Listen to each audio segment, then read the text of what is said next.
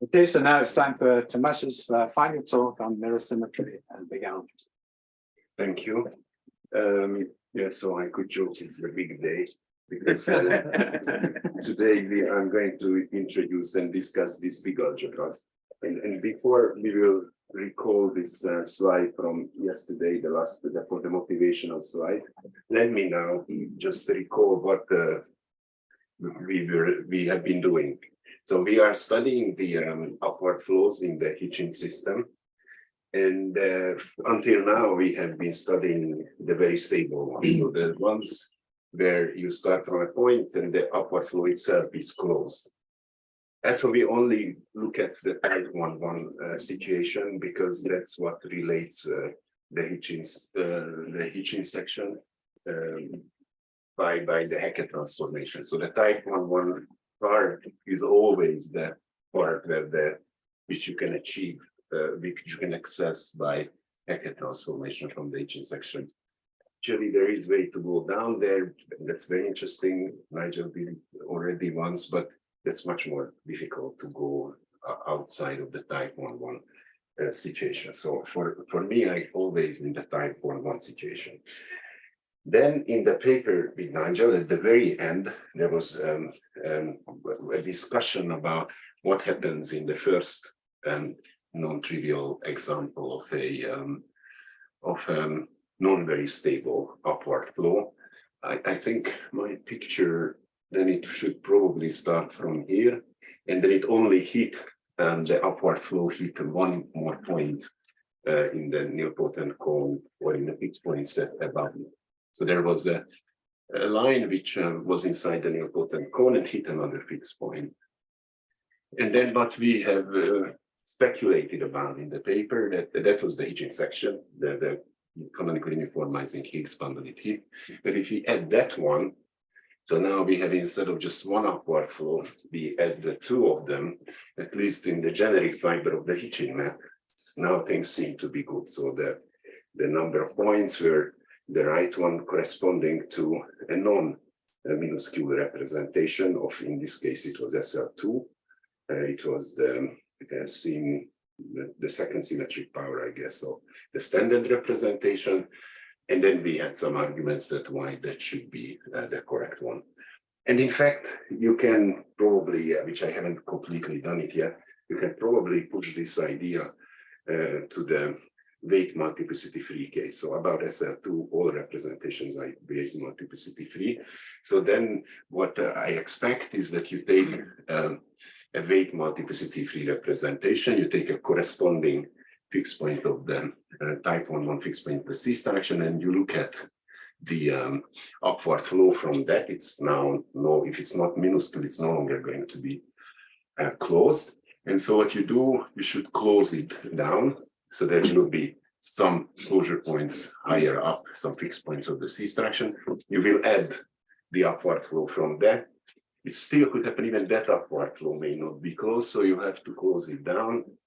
And you do it until you have the smallest closed union of upward flows, which I call the Langlands closure of this one. So this is more complicated to think about the ring of functions on this, because this is no longer affine. You will get some, for example, over 0, you will have some projective core. But I assume this one will still be possible to prove that the ring of functions gives the Kirillov algebra of the minuscule, of the weight multiplicity free representations. So this is, I think, geometrically relatively easy. What's going to happen today that we will take the general case of an irreducible representation, the corresponding upward flow. And then if you just do this closure, Lagrangian closure, then you will not have enough points in the fibers. And the reason being is that now there are multiplicities of the weight spaces, and somehow the intersection, the generic fiber only sees the weight spaces themselves without the multiplicity.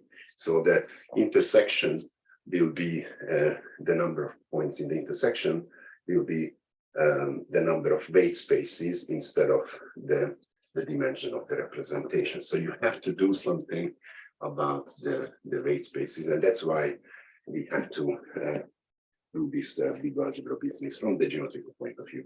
So that was the geometrical motivation, and let me then continue. And so this was the slide for yesterday, from yesterday. Here, I think what maybe we should remind ourselves is the reason why we believe that we should have this big algebra in the first place. It comes from mirror symmetry.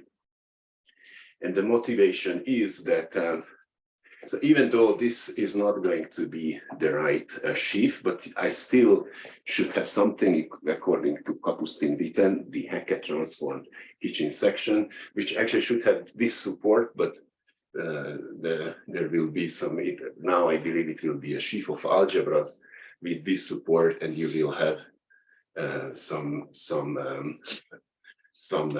dimension on the weight spaces corresponding to the weight multiplicity. Okay, and then anyway, it will be a sheaf of algebras, and then what I was saying yesterday, that the mirror of a sheaf of algebras is not a sheaf of algebra, but over the identity that is over the Hitchin section, it is a sheaf of algebras. And in fact, more is true. It's not just a sheaf of algebra on the Hitchin section, but this sheaf of algebra on the Hitchin section will act on anything else. So everything will be a module over the sheaf of algebras, and that's what led to this BNR correspondence in this mirror symmetric setup. Anyway, so this is somehow the idea to keep in mind. And today, what I will do is that mostly to do algebraic stuff. I will tell you how I have guessed what the big algebra should be and how later we could prove that it has the desired properties. There will be some geometry, and then I will change to real forms, where again there will be a lot of conjectures and formulas and stuff. Yes, okay, that's the plan for today. The algebras are graded, commutative, and finally generated always. There is no further. No. It's very important. The generators that you will see, it's always finite. It's always the maximum number of generators we will need. You will see the dimension of the Borel subalgebra. That's the magic number. Okay, so construction of the big algebra.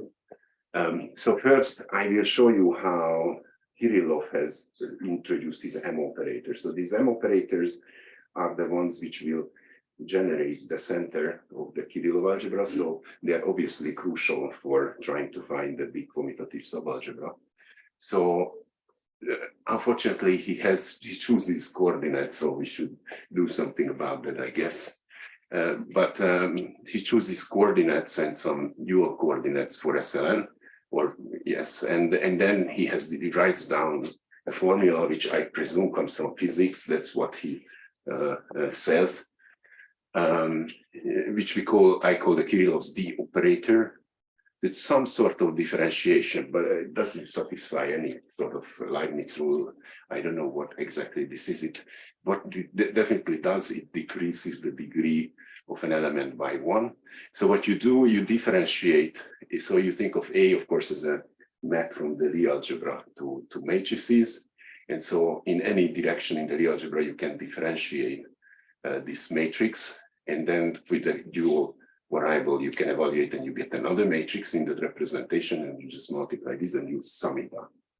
You have to show that this is well defined, independent on the basis, and this is all done by basically by Kirillov. So you have some D operator which decreases degrees, and then let me show you what he did to produce his M operator. So he has, so we take invariant polynomials.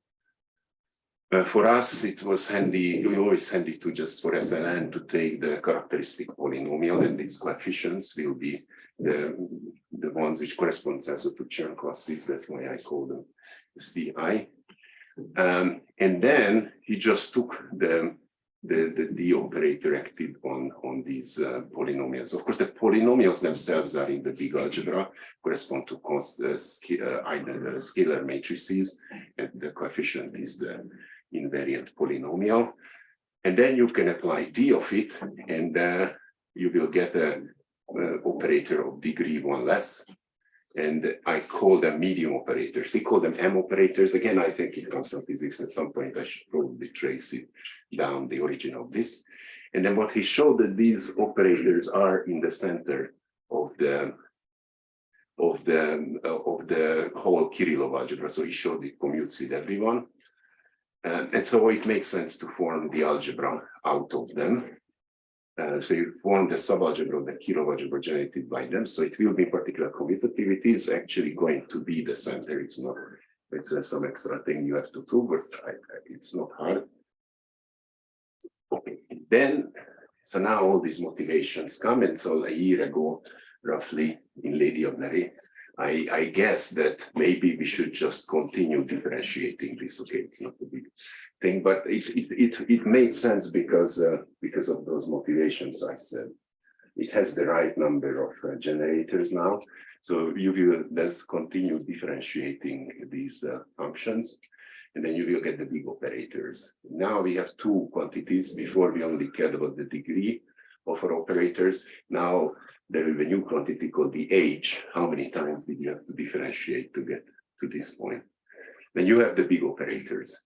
So as another interesting point is that this one does not depend on which choice of invariant polynomial generators you choose, but this one amazingly does. So the big algebra is somehow sensitive, and I was lucky with out of the 2 or 3 known correct ones. Okay, this is of course one of those where it works. Okay, and then I put it into computer magma as explicit matrices. You can get the representations out, and then you can program these operators in the thing, and then you get big matrices. Sometimes the biggest we're writing 1000 times 1000, and you can ask magma, do they commute these operators? And yes, they commute. They generate an algebra, which actually should be, according to the motivation, you want a big cyclic algebra, maximal subalgebra. You can ask magma, what's the dimension of the algebra they generate? And yes, it is always in the computations, the dimension of the representation, the things acting. So it looks beautiful in the computer. And what's also very nice is that everything in the computer, whatever you want to play with the game with the big algebras, you can in the computer. But of course, it's no theorems. So we will then take, okay, this is going to be the big algebra generated by the big operators. What's of course very important is that the H1 operators are the medium operators. By the way, out of them, I should have mentioned this, the first one, M1, which is the very special one, the D of the killing form, the C2 somehow for any, say, simple Lie algebra comes from the killing form. There is a unique degree 2 invariant polynomial, and D of that is our favorite operator, M1, the small operator. Then we have the other M operators, the center, so that of course is in here. So this big algebra we should always think about as an algebra over the medium algebra. Okay, and so finally, with the help of an intern last summer, we managed to prove that this algebra is commutative. But you will see it's not an easy proof. It's just some I will mention in a moment. And then it came out all the nice properties we wanted. That the big algebra is indeed finite free over the base, and it's cyclic. And therefore, actually, this implies it's maximal. So this really is the big commutative algebra we were looking for. Okay, yeah. So where does the proof come from? So amazing, and that's what Vladislav Zverik helped us doing, is to bring everything to the universal big algebra, which instead of representations, you can pull up everything to the universal enveloping algebra. And so he learned about universal enveloping algebra, so I also had to learn so to understand what he's saying. And then at the end, we found the formalism here, which reduced or things, or which implied that our things are also commutative from a big subalgebra here, which is called the Godin algebra, which comes from the work of Feigin and Frankel from the center of the affine vertex algebra at the critical level, some highly non-trivial and very inexplicit set of operators which commute.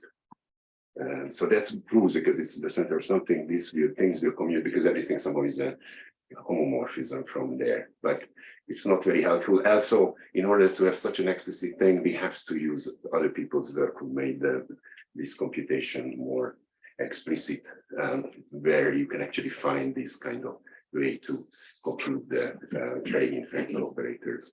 So that was great because now we have a theorem. And then the second part also follows. So very similar thing was done by Freigen, Frankel, and Rybnikov like us, but they only consider the ordinary intersection cohomology, if you like. On the representation, they showed that this algebra will induce a ring structure. And that's exactly our ring structure over zero, the multiplicity algebra, if you like, of our big algebra, just the ordinary cohomology ring of the Grassmannian instead of the equivariant cohomology ring. But what's very nice is that going to the equivariant setting, there is way more information. So the equivariant cohomology of the Grassmannian, or more generally the big algebra, knows much more information about the representation, but everything than just the multiplicity algebra over zero. Okay, but anyway, they do. Is this the algebra that Frankel was linking to the quantization of the Hitchin? There may be relation, yes, but somehow they do it for opers, so that I don't understand at all. So their work relates to irregular connections on P1, and I don't understand what's the relationship between the geometries. But that's right, it's some sort of quantization of the Hitchin system, but for a different geometry. I don't know the relationship. Yeah. And actually, their motivation in the second work was to understand the quantization of the Mischenko-Fomenko integrable systems. And that was great because that motivated making these successive D operators. And so you can think about these commuting set of matrices as any commuting set of matrices as a quantum integrable system. So it's what you pointed out, that somehow everything comes from a quantum integrable system. Does this suggest that maybe this can be done for other groups rather than SLN? Yeah, this part should be for any group, even orders are. The difference is that this kind of explicit construction of the algebra is only known, I will make a comment soon, in classical types and for G2. So we don't understand this completely yet. And for me, this is necessary, otherwise I cannot put it in the computer. Okay. Yes, but this is any generality.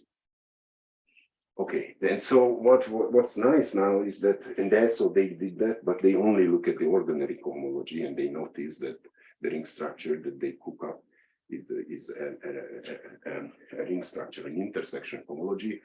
But you can also do the equivariant cohomology. So let me quickly remind you, I haven't seen this before, so or mention this affine Grassmannian of PGN. So what you need to know about this, that this is the space of Hackett transformation. So therefore PGN, so therefore it's really crucial for us. And this has a complicated geometrical structure. It's an infinite dimensional thing, but it has finite dimensional strata, which will have a closure, which will be very singular. But projective. These are the affine Schubert varieties, and they are labeled by co-characters, so characters of the Langlands group, SLN. And here, the simplest strata, which are already closed, are the minuscule ones in type A. These are these Grassmannians we had looked at before. But the other ones will always have singularities. It's mild singularity in the case of weight multiplicity 3, where the intersection cohomology is isomorphic with ordinary cohomology, which will exactly explain all our business about medium algebras, but more complicated for general Schubert variety. So there is a description of the equivariant cohomology explicitly in the work of Bezilkovnikov, Finkelberg. I mean, explicitly is that they describe what the equivariant cohomology is using ideas of Ginzburg. They give a description of the graded algebra of the cohomology ring, the ordinary cohomology ring. And also they write down what the module structure is on intersection cohomology over this, this algebra. And so it's a different language, and then you have to push it, but you can actually derive from that the following results, which I really explain what we have been doing.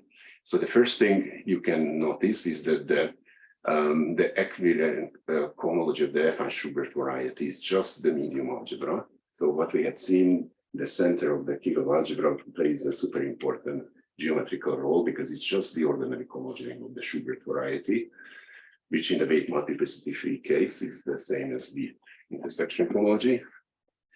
And then even more interesting, this was really a kind of surprise because finally this actually explains what geometrically the Kirillov algebra is, because again, you use this structure as a module over this, and you compute it, and then now you can take, now you have a module over an algebra, you can ask about endomorphisms which commute with the image of this, which commute. Actually, it will be exactly the centralizer of the medium algebra, and that's nothing but this the Kirillov algebra. So the Kirillov algebra becomes a very natural thing to think about, endomorphisms of the intersection cohomology, which commute with the ordinary cohomology.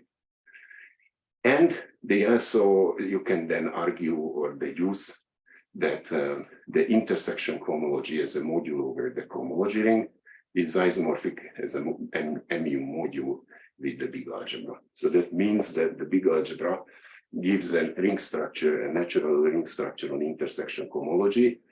And in some cases I can prove it. And so, but in general, I just conjecture, and in fact, it's the unique such cyclic subalgebra here.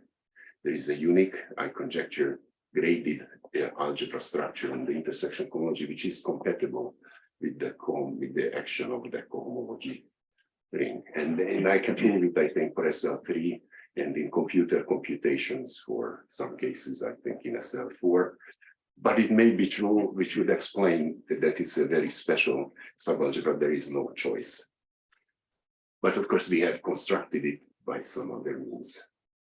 And then the hope is that you can complete the geometrical picture. So the difficulties I already mentioned here, we will now go into the structure of the big algebra, and you will see that we would want to have higher rank sheaves along these extra Lagrangians. So the geometry would be very complicated. As of course, here you have compact parts in the middle. So it's hard to try to mimic what we did in the smooth case. So we have this fixed point scheme technique in the singular case. It's more complicated. So anyway, what I hope is that this can be completed and one can have a geometric understanding of what is this big algebra coming from the geometry of the upward flows in the Hitchin system, but it's still open. Okay, so let me now become algebraic and just focus what can we show about the algebra and what I can conjecture. So the first thing to say, which already was asked, that so the whole thing can be done for any group, but explicitly so that I can play with it, we can only do it for classical types and G2. And I think I can do almost all of this myself, you will see at the end, except the D family. The D family I haven't yet programmed into the computer, but B, C, and G2 I show you can be obtained from type A. And so they are already in my computer. Okay, so one next thing we will be doing, and that's what I am always doing, I need to have some formulae to measure the things that I'm trying to compute. So you can ask about the analog of the equivariant multiplicity of the big algebra, which again, you should think if there was a nice geometrical picture, it should be just the length of the unit fiber or many fibers would be the multiplicity. And then there is a C-star structure, and so you will get a polynomial. And this turns out to be, or should be, just nothing but the usual Poincare polynomial, the intersection cohomology of the Schubert variety, which is also the same as a natural grading on the representation. You can define various ways a grading on a representation, and it is the Poincare polynomial of that. And then it has a beautiful formula, originally in one version due to Dinkin, because it's a beautiful product formula, uses only the root system. This can be, of course, ascertained from the Weyl character formula for the representation, but it's a polynomial in one variable, which satisfies the Poincare duality, and then it's also a beautiful product formula. And why it's interesting for some other reasons is that this is a satisfies Poincare polynomial, but it also satisfies unimodality, meaning that the coefficients go up to the middle dimensions, and then so there's only a unique local, unique local maximum. I think that's what unimodal means. And that was, in fact, maybe the notation why the combinatory started to look at it, because this is kind of interesting to have more unimodal sequences. And the reason for that is that you also have hard left sheds. For Dinkin, it was because there was a principal SL2 subgroup, which actually gave this filtration, and then you can use it to show that there is hard left sheds kind of structure, but it is actually hard left sheds, which are exactly the same, belongs to the same principal SL2 subgroup. The hard left sheds operator is really coming from there on their geometric subpacket. Yes. So it's very nice. So these things are all inside these combinatorics. We can see them. And the hard left sheds is also very interesting for us because that's the small operator. It's the most important element in the algebra. It's exactly nothing but the equivariant Kähler class in the intersection homology, the ample class, the one which gives hard left sheds. Okay. So now that's good for combinatorics. And now let me show you the geometrical way to think about the big algebra. So it is in typical, unless it's minuscule. If it's minuscule, it will be irreducible. It will actually be polynomial algebra. But in general, you will have as many components as Weyl orbits of the weights inside the representation. So for each of them, you will have some component. I don't know. I'm not sure. So I should have thought about better picture. Over 0, as usual, you will get just one fat point, and then generically, yes, you will have. So they will be some which you can group together, which correspond. Yeah, so that will be component. No, these are components. And so already for the medium algebra, you can do this. And then in the in that algebra, all this will be nice and simple. You can actually understand each of the components over the base as themselves some equivariant cohomology of a certain partial flag variety.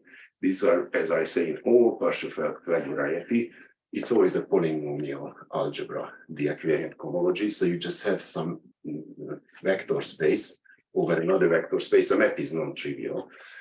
So each component is like that for the medium algebra. This one I expect to be able to completely describe as an algebra. I haven't done it yet. But what we are interested in the big algebra, and so this is the medium algebra. The medium algebra sits into the big algebra, so there will be a map, and so there will be each component will be of the medium algebra will be contained in a component in the big algebra. And then we should think that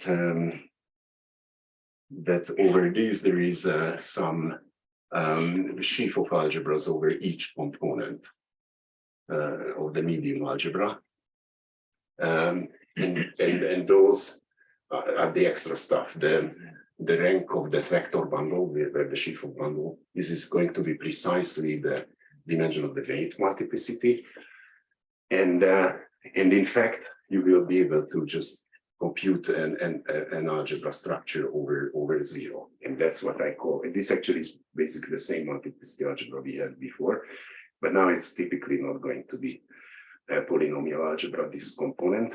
Sometimes it is, but not always. But anyway, it's some sort of multiplicity algebra, which you compute like this. You take the augmentation ideal of this and you compute, you get a ring structure. And this has a beautiful geometric meaning. I can prove it as an isomorphism of graded spaces. It's not that I can relate to the geometry of the slice or of the singularity in the Fi Grassmannian, because that's what this W lambda mu is. It's something in the Fi Grassmannian.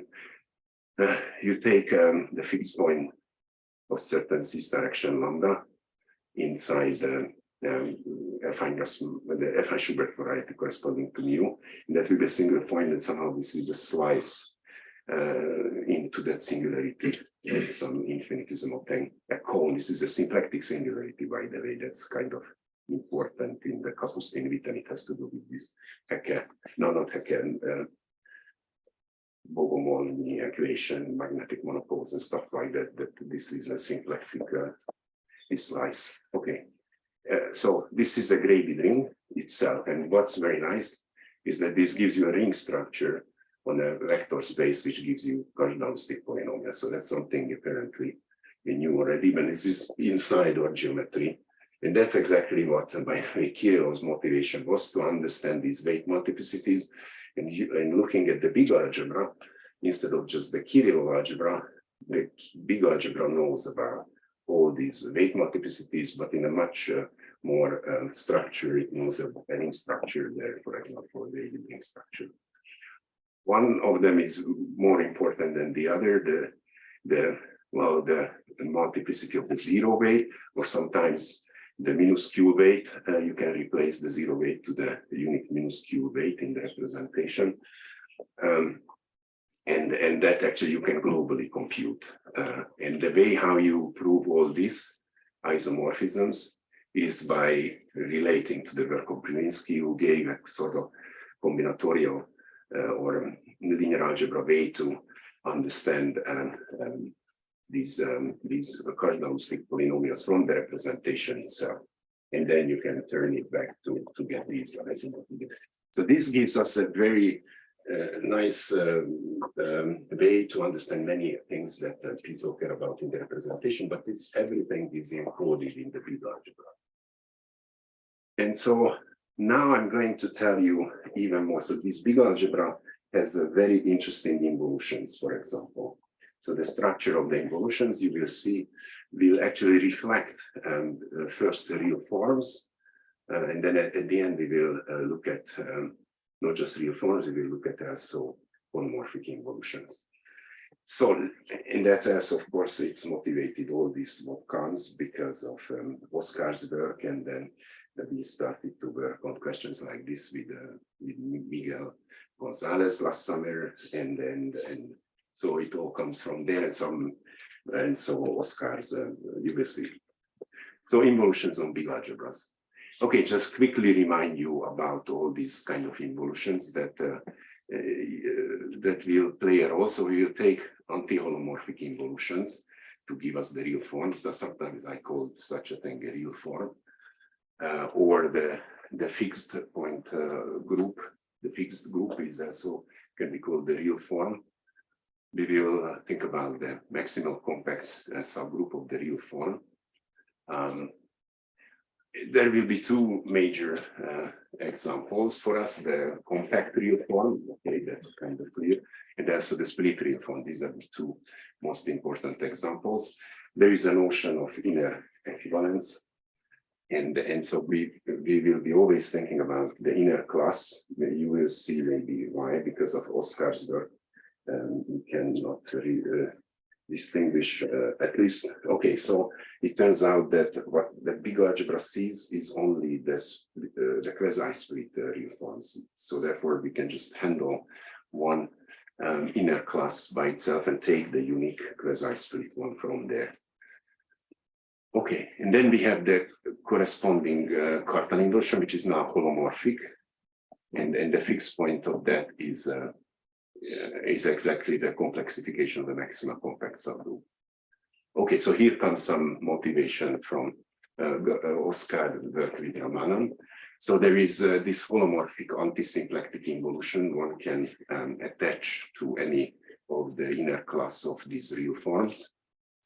So that the fixed point, but this is now holomorphic, so it's algebraic, anti-symplectic with respect to the holomorphic symplectic structure, such that the fixed point what I scheme is the union of holomorphic Lagrangians, and each of them will represent one of these real Higgs bundle moduli spaces corresponding to real forms. But you have to take all the real forms in the inner class. And the one which will be relevant for us, the one which will intersect the Hitchin section, so interfere with what we are doing, will be the quasi-split one, maybe conjecturally. But okay, so two main examples. If the inner class of the compact form we are in, the so-called Hodge type, then Oscar tells us that it is the -phi, very simple looking involution on the Higgs field, whose fixed points will be all these real Higgs moduli spaces, and then there is going to be also for us interesting worth concentrate on the split real form, where where the corresponding Cartan involution is the Chevalier involution for the split real form. So, and then here is the induced action on the Higgs bundle. Then anyway, in the case for SLN, which I will always concentrate on, is just the transpose of the Higgs field. Actually, I do say this Chevalier involution here. Good.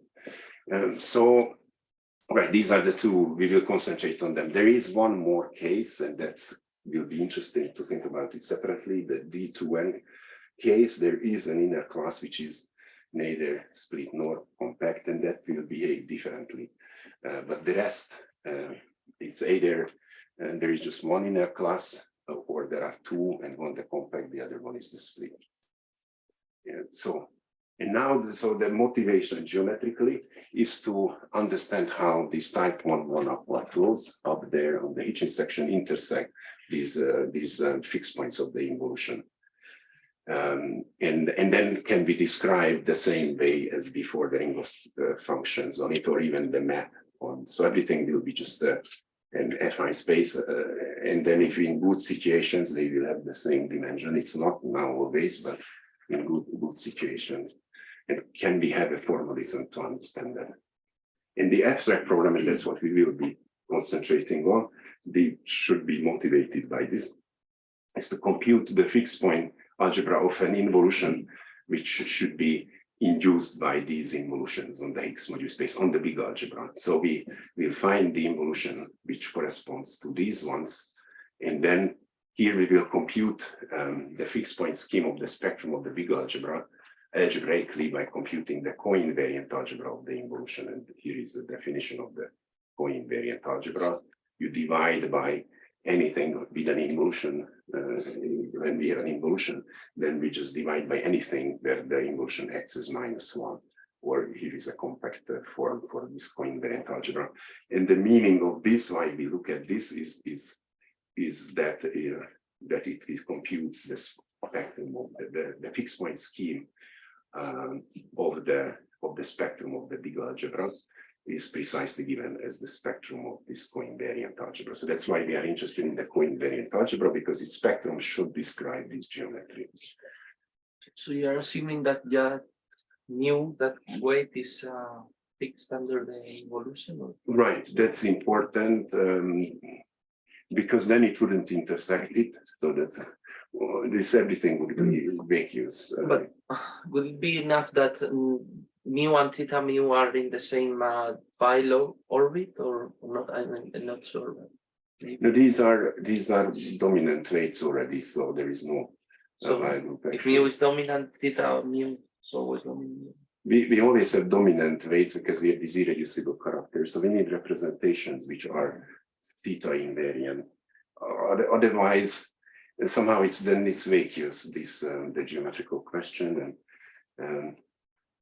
So in one case, it will be always the case for this one, but for here, it will be the self-dual representations, much more interesting class, which where you can define this involution. So here it is important that you are fixing one real form, right? And I'm not. Yes. Um. We fix one real form or an inner class. We always look at the split real, quasi-split real form in an inner class, the corresponding component of the involution space, and then the upward flows there of the type 1, 1. And what's yes, and then and we will need this to have this non-empty, for example. And then, but the algebraically, we will just play the algebraic game of understanding this. Let me show you what are these involutions that you will see. Very simple and surprisingly nice. So -1, okay, the -1 action is kind of clear because the C star action gives us the grading. So -1 will just give -1 to the degree. So that's kind of what I started with. Much more interesting and more complicated is the other one, but it's also beautiful. It's -1 to the age. So you remember we had these two functions on the operators, degree and age.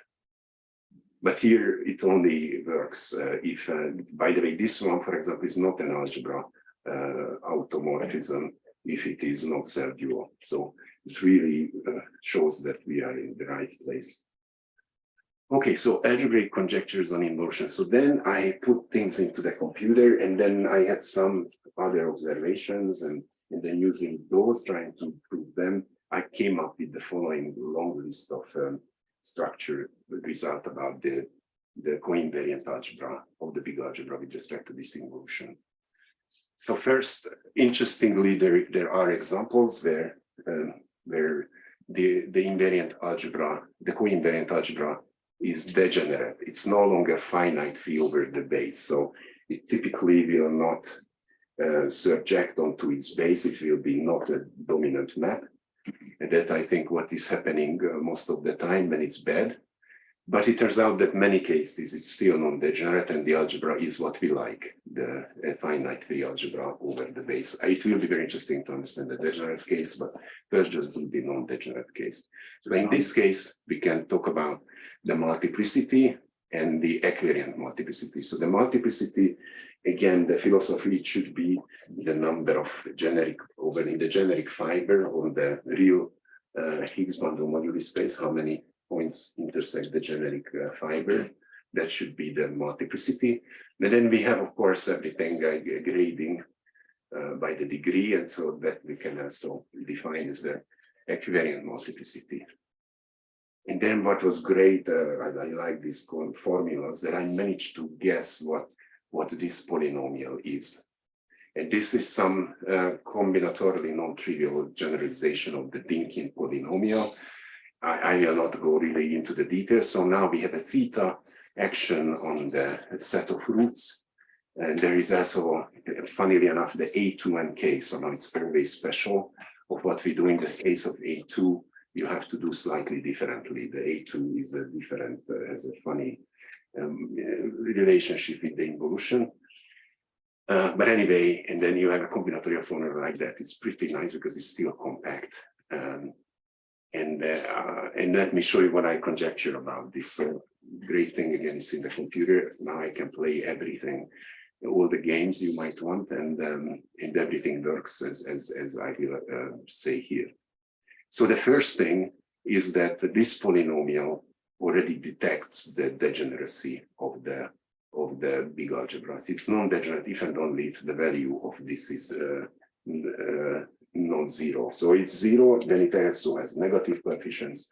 I don't know what it means in that case, that polynomial, in the degenerate case, but in the non-degenerate case, which we will now assume, the value at 1 is non-zero. Then, of course, this value not just non-zero, it's always positive. It's nothing but the multiplicity of the big algebra.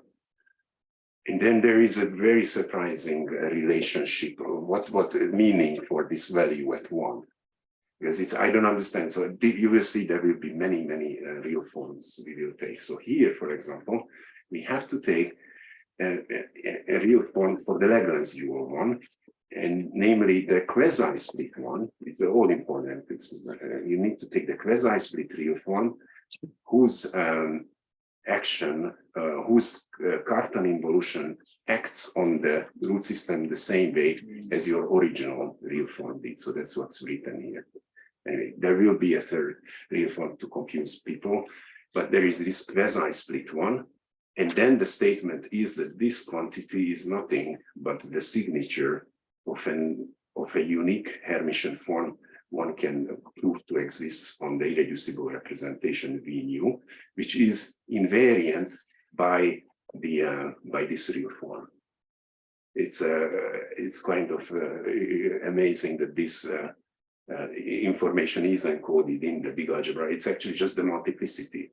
The way how I got this polynomial was partly by understanding other people's work on computing the signature of this natural Hermitian form, which I will mention in a moment.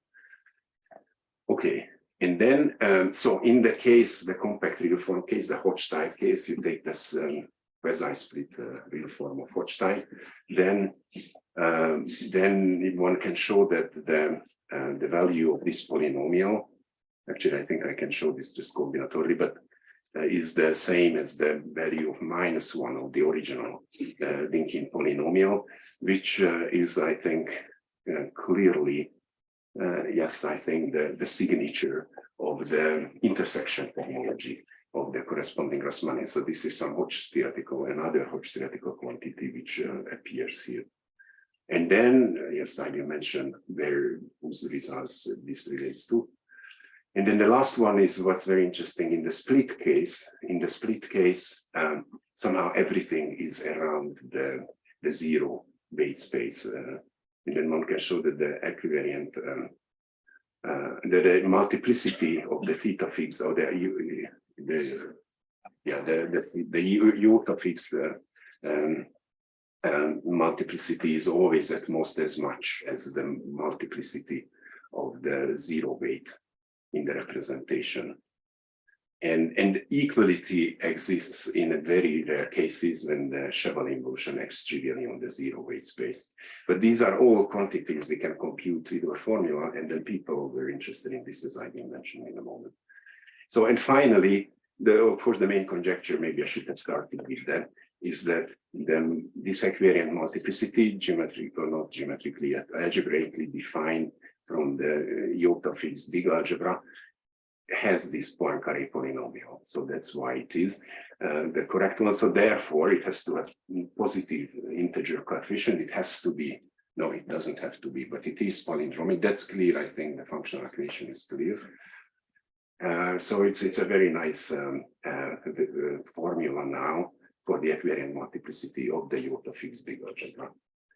And the palindromicity should be explainable if the algebra was Gorenstein, but because, and then now I say that it is even CI, but is it, yeah, I expect this to be a complete intersection because of the product formula. So if you have a complete intersection ring, then it's Hilbert series has this very nice product formula for the numerator. And here we have the conjectural product formula, and that could be explained if the algebra wasn't just Gorenstein, which explains polydromicity, but maybe it's even a complete intersection. That would be very nice. It would mean that somehow everything could be actually embedded into a polynomial ring. Okay, so these numbers I got studied by, so there was a recent paper by some students of Vaughan and Vaughan, and that was 2018, which computed, which gave a formula for the signature of this invariant Hermitian forms on a representation. And so I played a lot with those formulas, but then amazingly I found that I should have been, they didn't know about this, that there was a Russian student of Dinkin who had a Russian PhD, never translated or anything to English in 1955, slightly older, which completely handles the same issue. Okay, they have a different way, of course, to do this, but this is just like the Weil character formula in a more, slightly more complicated setting. But then, fortunately for me, there is a physicist guy, Belarusian, who writes about paper after paper about special cases of the Carter-Rich thesis. In the great end, he has explicit formulas, so that's how I could come up with this formulation, the results. Then in the fourth one, this was the Hodge-type case, Lustigian studies this quantity at -1, and they say in this case the Hermitian form, the unique one, should just be the Hodge-Riemann bilinear relation on the intersection cohomology. There's a beautiful, I think, conjectural meaning of this Hermitian form in that case. And then the fifth one, I got to understand this issue, how the Chevalier involution acts on the zero weight space. It also follows from these numbers, and this really matches what the Milson and Toledano were doing about this, and then the general case to be handled. So anyway, so what's very interesting is that there is an awful lot of information encoded conjecturally into the big algebra, or the various motions of the big algebra, these invariant, these iota fixed algebras. And now let me show you some geometrical. About the palindromicity, do you expect this to be the Poincare polynomial of some intersection cohomology? Or some cohomology? Maybe on the next slide we might consider that. I don't know how many slides I have. More. Yes, there will be some relationship, because there is some geometrical conjectures. And for this to formulate, funnily enough, and that's what we started in the project, we started with Miguel, and then what we wrote up for the Oscar's birthday conference, another real form showed up. So we start with the quasi-split real form. We are always interested in that, and then you can take its maximal split subgroup. And that one it was studied in particular by Anna Nieto in her thesis, together with Oscar and Ramanan in their paper. And there is a table, and Oscar pointed out to me that all of those ones for the quasi-split one are actually fixed points of an involution. Their complexification is a fixed point of an involution. It's like an observation from the table. And so we take the corresponding real form, which satisfies that it's fixed points by the corresponding Cartan involution is the complexification of this maximal split subgroup. So this is a very different real form. It is actually more compact. It's the most compact. I call this, okay, first I just noticed that this involution is exactly the distinguished one. So a distinguished holomorphic involution is one which preserves a pinning. And anyway, in such cases, we will call tau quasi-compact. So in some sense, it is the most compact form in the inner class. And this is not the same inner class, so it's very confusing. It's typically a different inner class, not always. So in the split case, the tau is going to be compact, so not so interesting. But in the non-split case, when it's quasi-split but non-split, then here is a table for the symmetric spaces coming from the quasi-compact real form. So you can see these are the nice ones. And this almost agrees with the list of Nagler subgroups, except for the first one. So yes. So my conjecture now is geometrical, that we can see the action of the iota on the big algebra geometrically, but coming from these different real forms. So you take the real form, it acts on the affine Grassmannian. For the invariant, when things are invariant, then it will fix the corresponding affine Schubert cell. So it will be an automorphism of that, and that it will induce an action on the intersection cohomology, and that involution should match the iota. So here is a geometrical way to see that. So what happens in the compact case when tau was compact real form, and that's what my student Jakub Levitt was studying recently. Then this fixed point, this involution will have very, very few fixed points, basically either 1 or 0. It could be a fixed point less involution or just 1 point. So then these things shouldn't work in that case. This is still correct, should be correct. But the compact case behaves differently. But when it's non-compact, and okay, the mu is non-degenerate, I expect that in that case, you will get a geometrical meaning for the big algebra. You take the literal fixed points of the tau on the corresponding Fi Schubert writing, and you compute equivariant intersection cohomology. And in that case, I expect that this fixed point thing will have a smooth point, and then you can show tau is somehow still an anti-symmetric involution. It will be a Lagrangian. So that's very interesting. You will have a Lagrangian, this thing. But the funny thing is that the cohomology of this Lagrangian may not be complete. It may not be oriented, this Lagrangian. So top cohomology could be smaller. And in fact, it very rarely happens that there is an equation here. Okay, so let me just say a few words. So we can actually compute this involution via geometric Satake on what automorphism it gives on the representation. That's how I can match it with my big algebra business, and this is due to Richards and Zhu.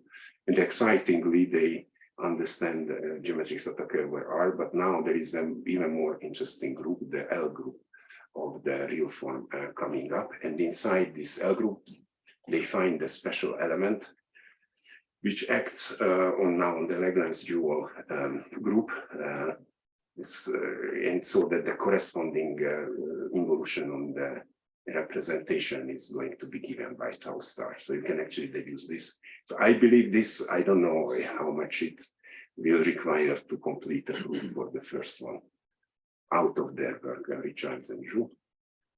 And okay, in the case when we expect that this involution we get, so this is a fourth real form. This one is going to be, oh no, this is the second one. We had the quasi-split one, which I had in the previous conjecture.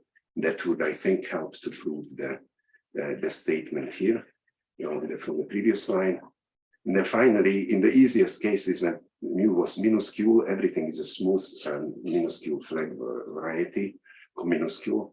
And we studied in the paper with Miguel, and then I had a rotation student in IST in his rotation project. That's how all this funny real form came up, because that's what we found, that there is this funny real form which will act on the cohomology of the minuscule fragmented Grassmannian and Zener spheres and KD projective spaces, so that the cohomology of the fixed point set is precisely given by the iota fixed big algebra, subalgebra. Okay, so in the last 5 minutes, two more slides. Okay, then last 6 minutes, I will. In the last one is exciting because it relates to something that appears in the Langlands business. I don't understand either that or the relationship of what I show you here. But this is another involution which is very interesting, and this is in the paper of Oscar and Ramanam. You can take, more specifically, we will take a distinguished holomorphic involution of G, which comes from a diagram automorphism of the Dinkin diagram, holding. And now I will call the endoscopy group the Langlands dual group of the fixed point subalgebra of G. So that's a group which is not clearly related to the Langlands dual of G itself. So we call that the endoscopy group of G. Some sort of twisted endoscopy, the name comes from there. And then what I conjecture is that if I take a representation of this endoscopy group, because of this setup, it will give me a representation of the Langlands dual group, one which is invariant by the kappa. And then this should induce an action of kappa on the big algebra, and in our cases, I know what this involution is, such that the co-invariant algebra should be nothing but the big algebra for the endoscopy group. So this is an exciting relationship between big algebras of two groups which are not related, not quotients or subgroups of each other. But if I compute the kappa thing, then it should work. And so in computer computations, it works. So this looks very promising. As for the geometry, I will talk about it again. Let me not go into the details, but if you assume this, then you would get relationship between the weight spaces on both sides and how was the trace of kappa on the weight spaces. And then when you translate it to a dimension formula, this is a formula of Janssen from his PhD, which is called now the character finding formula. So there is a big numerical support for this, but all of them together is all included into this one conjecture formula. Let me show you now how it is in practice. So in the case, and actually in all cases this is true, but we concentrate on the case when the split and the compact informs are not inner.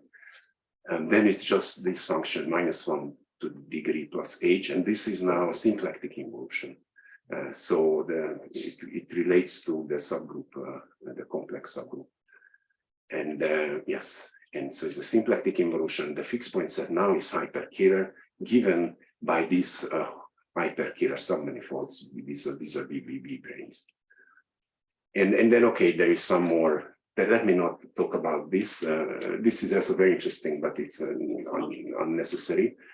And so the last point I wanted to make is that this kind of endoscopy should generalize to the case. You don't need this subgroup to be an involution subgroup. What you need is that it is a principal subgroup, meaning that the principal SL2 of H should be a principal SL2 of G, or I believe it's the same to say, it's definitely the same to say that the regular unipotent element is the regular unipotent element here, but it may be generally what it means that all the regular elements should be regular there.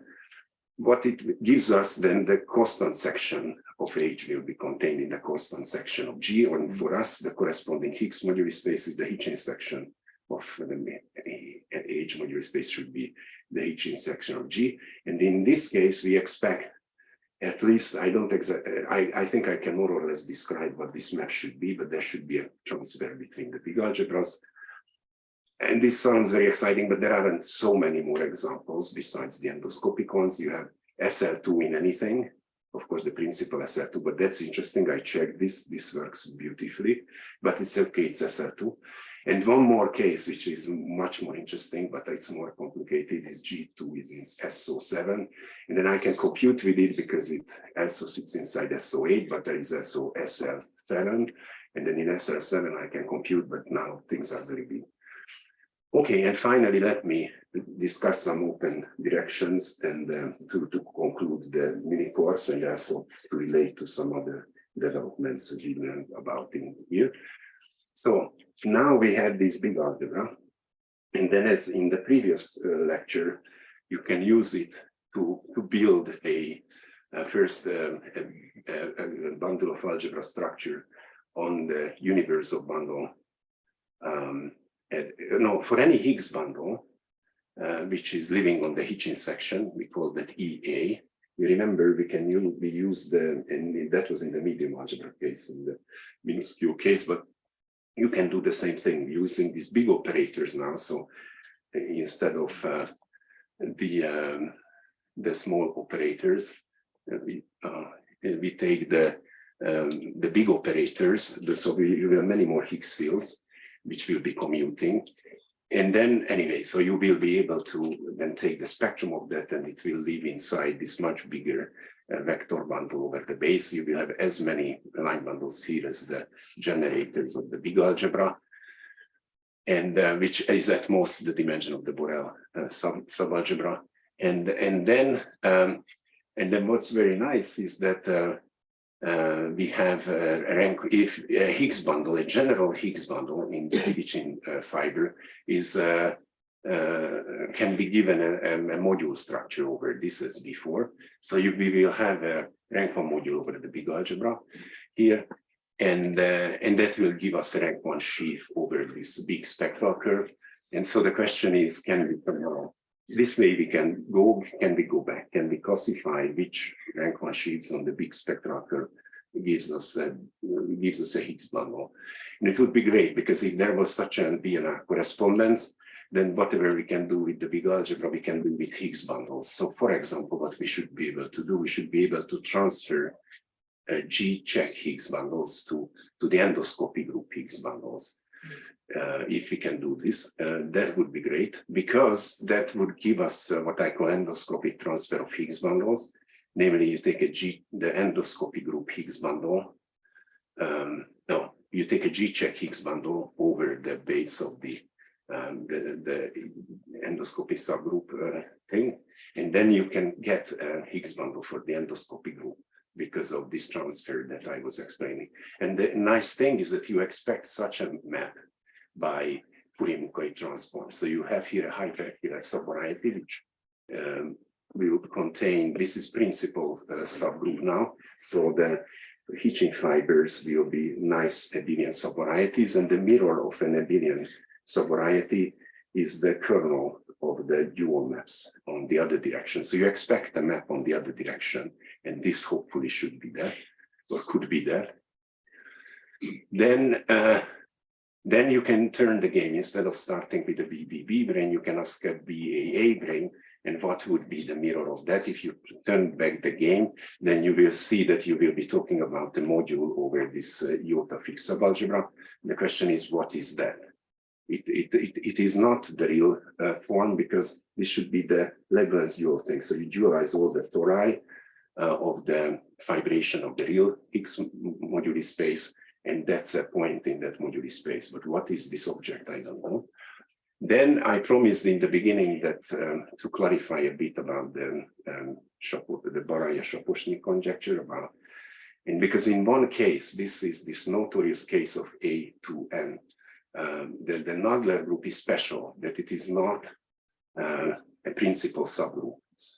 It's not, its Hitchin section does not intersect the Hitchin section of the ambient space. And that means that it cannot be just on the face of it, taking the structure sheaf of that Lagrangian and taking Fourier-Mucquet transform of that, because the mirror of that should intersect the Hitchin section. But the only way out of this is that this brane is actually has a line bundle on it, a non-trivial line bundle which restricts non-trivially to the Hitchin fibers. And that explains why you have to do a twisted Fourier-Mucquet transform, and that could be the case. And we will hear more about this, I think, in Benedict's talk, and he tells me that there is indeed a line bundle. We will hear about that soon. Okay, and finally, let me reflect to the other things, and in 2 more minutes, and then I will finish. The first thing is that you can seem to be able to play the same game in Charles' business. So you take a G acting on an affine variety. I can attach to this something like a Kirillov algebra, but this is again an algebra. So the maps from M to the endomorphisms of the representation, the G invariants, it has an algebra structure as before. So this could be interesting. And then the question would be to mimic what we do here. Is there going to be a big algebra? There, a big commutative, maximal commutative subalgebra. I mean, I would like to think about this more, but then he has, for example, this Hamiltonian G space case. And then maybe there is, maybe what I would like to, for example, see is this thing, as maybe this is attached to the symmetric space story, this unit of fixed big algebra. So far, I don't really have a meaning for this. And then, yeah, so there are many, many interesting questions. And finally, something else I was thinking about, or rather my student, Kamil Richlevich is thinking about, is trying to compute the cohomology of spherical varieties using fixed point schemes.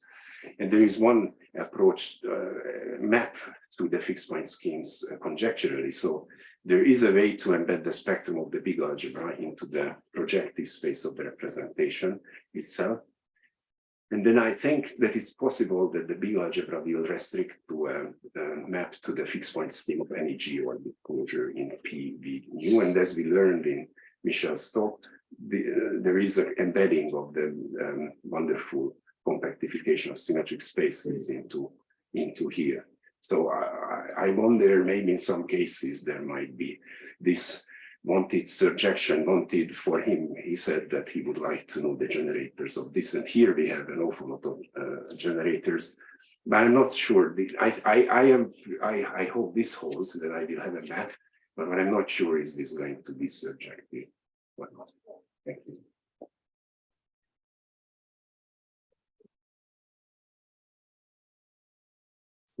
Other questions? So what do you mean exactly by a big BNR correspondence? Like from a drag one C get a fixed bundle? So what we can do with this machinery that I was explaining yesterday, and now with the big algebra, you can construct first this spectral curve. You can construct this bundle of algebra over A point A. You have this canonical Hitchin section, this Higgs bundle there. And then in the representation that we have, you apply the representation to that Higgs bundle. And then you will be able to have an algebra structure on that from the big algebra. That algebra will give us a spectral curve and we take spectrum over the curve.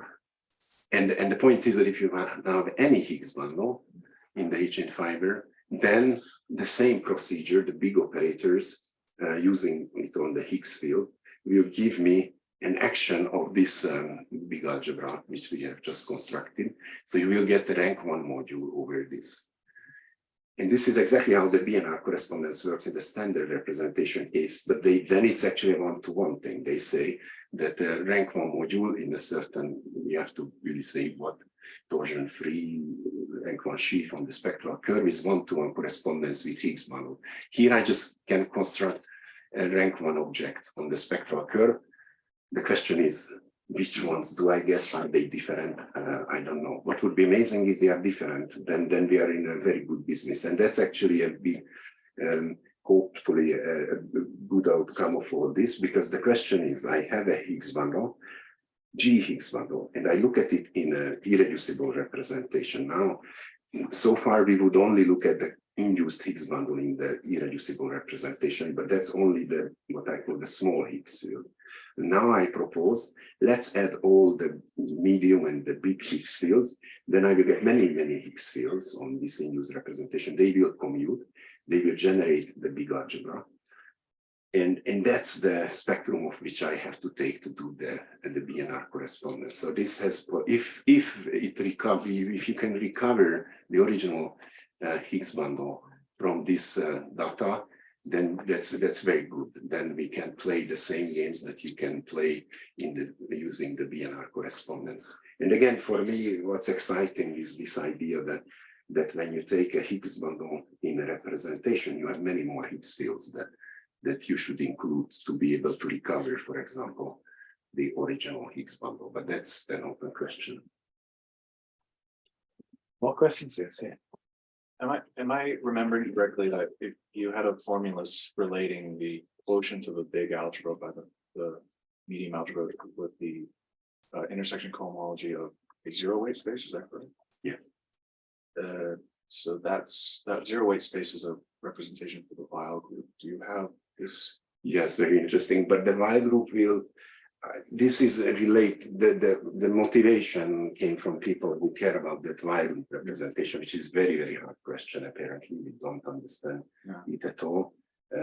But it will not preserve the algebra structure. Okay. Maybe some part of it, maybe the longest element will. I was wondering, is this related to this? The Chevalin involution preserves the algebra structure, but the W will not, the whole action. So if the X is there indeed, but I don't see is it going to relate to us if it's not preserving the algebra structure.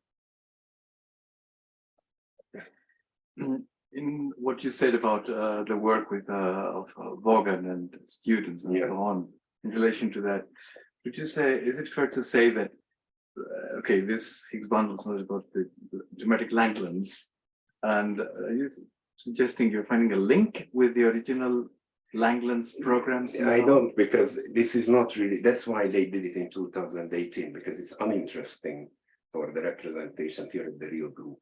Namely, what are they doing there? So they look at the finite dimensional representations, we completely understand it. Okay, and then what they managed to understand are the Hermitian forms. But it puts it into that direction in the sense that the big question for them, the unitary representations are always infinite dimensional, that follows the same strategy. So their strategy of finding the unitary dual is to take a unitary representation. First question, does it have a Hermitian form? If it does, what is its signature? If I can compute its signature, then I can decide is it unitary. That's what they do. So they have this technology to be able to do that. But it's only interesting in infinite dimension. But then if you just apply the same technology to the finite one, then that ends up in this, which is unclear what is the relationship to the Langlands. What would be amazing, and I don't know, if the infinite dimension. So the infinite dimensional representations, I mean, there is still some Verma module. I believe that because the big algebra is universal, there will be something in the Verma module. So some things you might be, but what would be exciting if that stuff can be seen in the Hitchin system. And I mean, I don't know, can I repeat my wide suggestion, but Nigel was not having it, because so those representations are famously not discrete, right? Of the irreducible representation, the unitary representations of the real form. And so there is a moduli.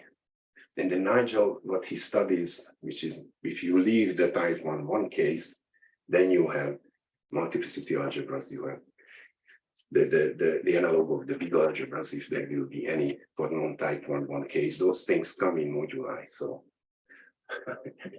I don't want to say anything, but it could be that those things and those things are, I think, may relate to the actual geometric Lagrange, right? That's I mean, in the Donaghy-Panther approach, yes, those things, but I don't know. Okay, well, maybe this is the point where we can thank Tamás for this fascinating theory.